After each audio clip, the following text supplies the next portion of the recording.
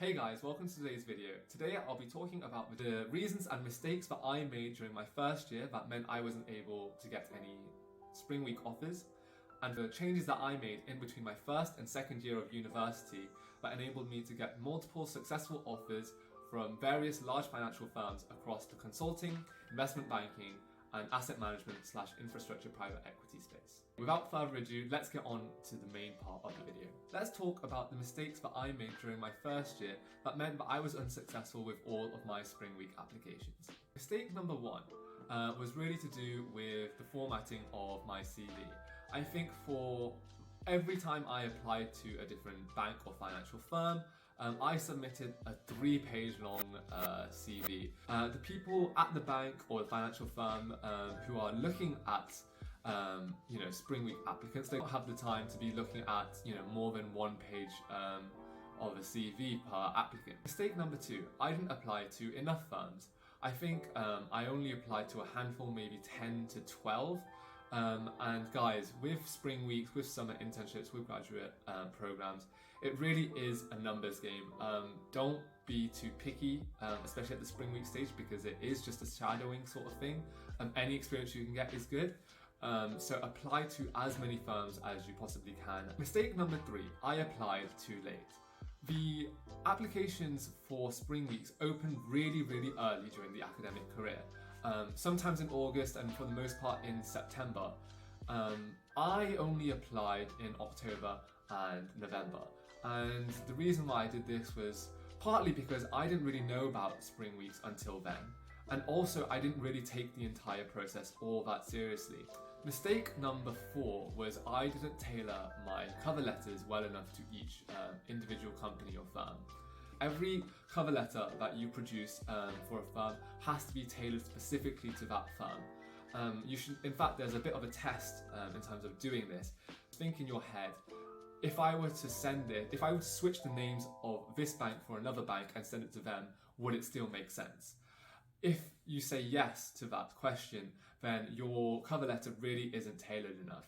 So mistake number 5 was that I didn't practice the video interviews and the online testing nearly enough. Guys, the tests that you do online, they generally can be quite difficult, especially if you've never done them before, and especially given that you tend to have to do them under time constraints. For the video interviews, I would go in completely cold turkey and just do the video interview there and then, and not practice my responses to any of the questions. Mistake number 6 is that I really didn't know what I was talking about. I hadn't done enough research generally about the different divisions and what they really entailed and what you do on a day-to-day basis. I didn't have the technical knowledge to talk about during the video interviews or even in my cover letters. I, to be honest, tried to blag my way through it, kind of use the A-level economics and GCSE business studies stuff that I had learned, and I really didn't do much beyond that. You really do need to push yourself and learn and actually show interest about the industry and kind of the nature of work, because that is ultimately a large part of what the banks or financial firms are really looking for. To sum it all up, I was generally very naive when it came to my spring week applications. I just didn't put in enough effort, I didn't take them seriously enough, and consequently I wasn't able to get any offers. However, let's move on to section 3, where I discuss the key changes that I made in between my first and second year of university that meant that I went from 0 spring weeks to multiple internship offers the following year. Okay, so the first thing that I made sure to do was to get work experience somewhere.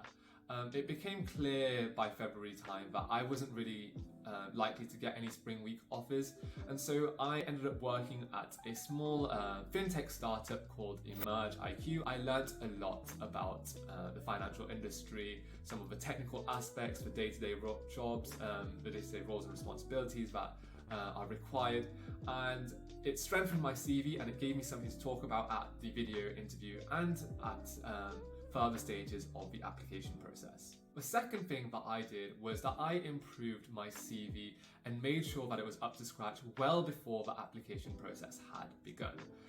I shortened my 3-page CV down to 1 page, I followed the template that you can find on Wall Street Oasis, and I made sure that every bullet point of my CV, if possible, was results driven. I would talk about what I did and the end outcome or the end result of that action. And if I was able to, I would provide some kind of quantitative measure of that. For example, I did XYZ, and consequently the sales of the business improved by 20%. Financial firms, as you can imagine, are very quantitative based businesses in general, and they're very, very results driven. So the fact that you can provide key quantitative results to them is something that they will value and very much appreciate and helps you stand out. The fact that I had this new startup experience helped to strengthen my CV, and I also took part in other things that would help make my CV a lot more well-rounded. For example, I got kind of committee roles on different societies, especially the business ones such as LSE Entrepreneur Society, and I also happened to start doing some charity work around time COVID hit, which was in my first year. The third thing that I did was to make sure that my first year university grades were really, really good.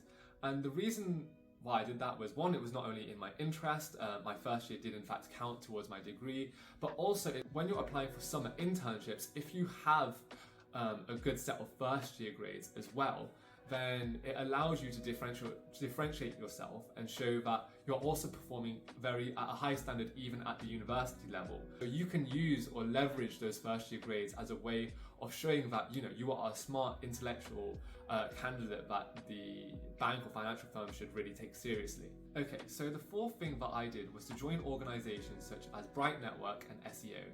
And these are organizations that look to help candidates, especially those from minority ethnic backgrounds or disadvantaged backgrounds, to break into the world of finance. You can apply to these programs, and through that you will get buddies, you'll get mentors, you'll get insights into the firm, and these will really help with your application process. Sometimes they have kind of fast-tracked programs where if you apply through them, it's easier to get onto the radar of these banks or financial firms, and so the kind of application process becomes a lot more streamlined for you.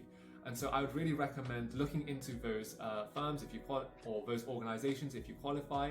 The fifth thing that I did differently was the way in which I wrote my cover letters. And this includes, the very beginning, the brainstorming phase where I generate ideas about what to talk about, and the actual manner in which I wrote my cover letters themselves. To summarize, what I would do was I would produce a separate A4 document where I would essentially scour the internet and find different news articles and pieces of information about the company, separate them into different sections and find a kind of flow in which I could talk about them all. I also changed the way in which, or the structure in which I produced my cover letter. I followed a 3-paragraph structure of why the firm, why the division, and why me, and I made sure that all the points that I had were very convincing. And I also would reach out through things such as LinkedIn or any kind of personal connections I had to different people working within the industry or within that firm to improve my chances by getting as much information about that particular division or the company. The sixth thing that I did was to make sure that I was prepared for the beginning of application season. As I mentioned earlier, one of the key mistakes that I made was that I applied too late, and I was determined that I wouldn't make the same mistake when I was doing my summer internships. So what I did was I took note of when all of the different firms opened their summer internship application processes. In that period between finishing first year and the start of application season kind of really beginning, I already had tailored my CV. I'd produced a few different cover letters for some of the firms that started their application process the earliest, and I even produced a kind of spreadsheet or tracker of all the different firms, their deadlines, their opening dates, their requirements, whether they were kind of recruiting on on a rolling basis. It's really important for rolling basis applications that you apply it as early as possible, whilst also making sure that the application itself is of a high enough quality. I also mentioned in section 2 that one of the mistakes I made with my spring weeks was that I simply didn't know enough about the different divisions of an investment bank and really didn't have the technical skills. So I made sure to do the relevant research about investment banks, made sure to kind of brush up on my technical knowledge, understand a bit more about valuation processes and things like that. And by doing that, I made sure that I knew exactly what I was talking about. By having that degree of technical knowledge, it provides you with a lot more confidence for the entire application process, because you're not afraid that they might ask you a question that you don't know the answer to. Number 7, I applied to as many firms as I possibly could. I really didn't discriminate. As I mentioned, up until effectively the phone interview or in-person interview stage of the application process, I personally believe that applying or breaking into finance is a numbers game. There's a bit of luck involved, and the more firms that you apply to, the better your chances of getting an offer from somewhere. Probably the most important thing was that I practiced a lot. For video interviews, I produced a document where I came up with as many potential questions that they could come up with. For example, tell me a time you did X, Y, Z, tell me a time you worked in a team, how would you value this company, etc., etc. And I came with kind of template answers or responses to all of these potential questions. Okay guys, so that concludes today's video. I really hope that you enjoyed it and found it useful. If you have any questions, please put them in the comments section down below. If you have any suggestions for things that you'd like to see, please let me know. Please keep supporting the channel. Subscribe, like the video, share the video with your friends and family, or anyone who you think might find it useful. And yeah, thank you so much guys. I will see you in the next video.